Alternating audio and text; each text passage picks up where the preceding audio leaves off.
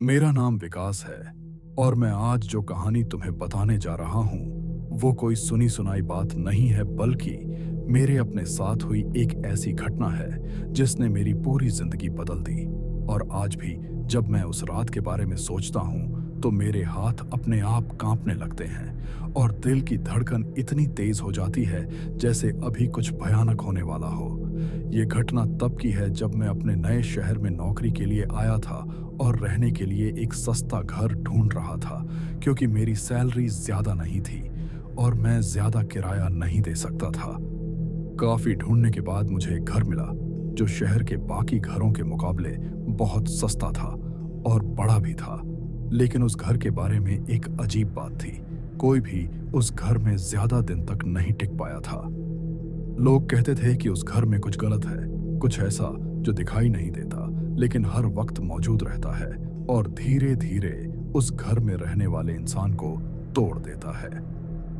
मुझे इन सब बातों पर विश्वास नहीं था, इसीलिए मैंने वो घर किराए पर ले लिया और सोचा कि लोग बेवजह डरते हैं, लेकिन मुझे क्या पता था कि मैं अपनी जिंदगी की सबसे बड़ी गलती कर रहा हूँ। पहले दिन जब मैं उस घर में गया तो सब कुछ सामान्य लग रहा था, लेकिन अंदर घुसते ही मुझे एक अजीब सी ठंड महसूस हुई, जैसे घर के अंदर हवा ही अलग हो और वो ठंड मेरे शरीर के अंदर तक उतर रही हो। घर काफी पुराना था, दीवारों पर हल्की दरारें थीं और हर कमरे में एक अजीब सी खामोशी थी, जैसे वो घर कई सालों से किसी का इंतजार कर रहा हो। पहली रात मैं अपने कमरे में सो गया, लेकिन रात के करीब 2 बजे मेरी आंख अचानक खुल गई और मुझे ऐसा लगा जैसे कोई मेरे कमरे के बाहर धीरे धीरे चल रहा हो। मैंने सोचा कि शायद ये मेरा वहम होगा, लेकिन वो आवाज साफ थी, थक थक थक, जैसे कोई नंगे पांव फर्श पर चल रहा हो। मैं धीरे से उठा और दरवाजा खोला और बाहर देखा, लेकिन बाहर कोई नहीं था। पूरा घर खाली था और सिर्फ गहरी खामोशी थी जो मेरे कानों में गूंज रही थी। मैं वापस कमरे में आया और जैसे ही लेटा मुझे महसूस हुआ कि कोई मेरे बिस्तर के नीचे है जो सांस ले रहा है, बहुत धीमी भारी सांसें। मेरी हिम्मत नहीं हुई नीचे देखने की और मैं पूरी रात वैसे ही कांपते हुए लेटा रहा। मुझे पूरी रात नींद नहीं आई और जैसे ही सुबह हुई तो वो सब कुछ गायब हो गया, जैसे कुछ हुआ ही नहीं था। मैंने खुद को समझाया कि ये सब मेरा वहम था, लेकिन ये तो बस शुरुआत थी।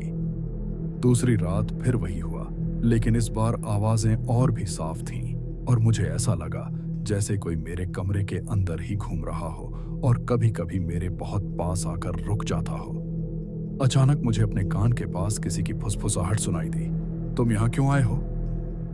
मेरे शरीर में जैसे करंट दौड़ गया और मैं डर के मारे जड़ हो गया, लेकिन कमरे में कोई दिखाई नहीं दे रहा था। तीसरी रात सबसे भयानक थी, क्योंकि इस बार मैंने उसे देखा। रात के करीब 3 बजे एक जोरदार आवाज हुई, जैसा कुछ गिरा हो। मेरी आंख खुली और मैंने देखा कि मेरे कमरे के कोने में कोई खड़ा है, एक काली परछाई जिसकी आंखें अंधेरे में चमक रही थीं और वो धीरे धीरे वो मेरी तरफ बढ़ रही थी।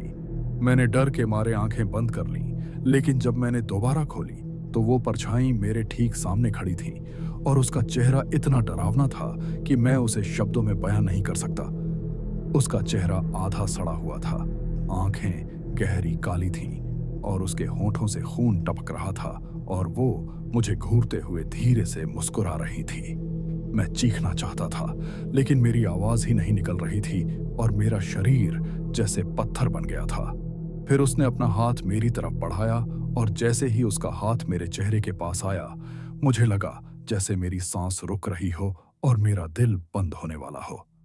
और अचानक वो गायब हो गई और मैं जोर से सांस लेते हुए उठ बैठा। पूरा शरीर पसीने से भीग चुका था।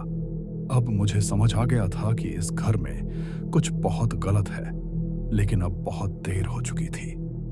अगले दिन मैंने घर छोड़ने का फैसला किया, लेकिन जब मैं बाहर जाने लगा तो मैंने देखा कि दरवाजा खुल ही नहीं रहा था, जैसे कोई बाहर से उसे पकड़कर बंद किए हुए हो। मैंने पूरी ताकत लगाई, लेकिन दरवाजा नहीं खुला और तभी पीछे से वही आवाज आई, अब तुम यहां से नहीं जा सकते। मैं धीरे धीरे पीछे मुड़ा और देखा कि पूरा घर बदल चुका था।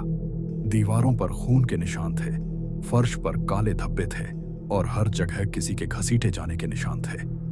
अचानक मुझे अलग अलग कमरों से चीखने की आवाजें आने लगीं, इतनी दर्दनाक कि मेरा दिमाग सुन्न हो गया और मुझे लगा जैसे मैं पागल हो जाऊंगा। मैं भागने लगा, लेकिन हर दरवाजा बंद था और हर कमरे में कुछ न कुछ भयानक था।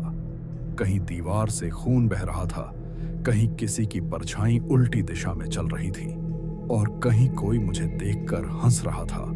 फिर मैं एक कमरे में पहुंचा जहां एक आईना लगा था और जैसे ही मैंने उसमें देखा, मेरा खून जम गया। आईने में मैं अकेला नहीं था, मेरे पीछे वही परछाई खड़ी थी और इस बार वो मुस्कुरा नहीं रही थी, वो मुझे घूर रही थी गुस्से से, जैसे वो मुझे अपना बनाना चाहती हो। मैंने पीछे मुड़कर देखा, कोई नहीं था, लेकिन आईने में वो परछाई अब भी वही थी, धीरे धीरे मेरे करीब आती हुई। अचानक आईना अपने आप टूट गया और उसके टुकड़ों में मुझे सैकड़ों चेहरे दिखाई देने लगे, दर्द से भरे, चीखते हुए, मदद मांगते हुए। तभी मुझे एहसास हुआ कि ये घर लोगों को मारता नहीं है, ये उन्हें अपने अंदर कैद कर लेता है हमेशा के लिए। और तभी मेरे पीछे से किसी ने मेरे कंधे पर हाथ रखा। मैंने डरते हुए पीछे देखा और इस बार वो परछाई नहीं थी, वो मैं खुद था। मैं नहीं आईना के सामने खड़ा है और मेरी परछाई ही मेरे पीछे खड़ी थी, जिसका चेहरा अब बदल चुका था। ये सब देखकर मेरा दिमाग काम करना बंद कर दिया। मुझे समझ नहीं आ रहा था कि ये मेरे साथ क्या हो रहा है। मैं जल्दी से वहां से भागा और दरवाजा खोलने की कोशिश की, लेकिन दरवाजा नहीं खुला। मैं बुरी तरह घबरा गया था। मैंने खिड़की से बाहर कूद गया और मैं बच गया। आज कई साल बीत चुके हैं। लोग कहते हैं कि वो घर अब भी खाली है,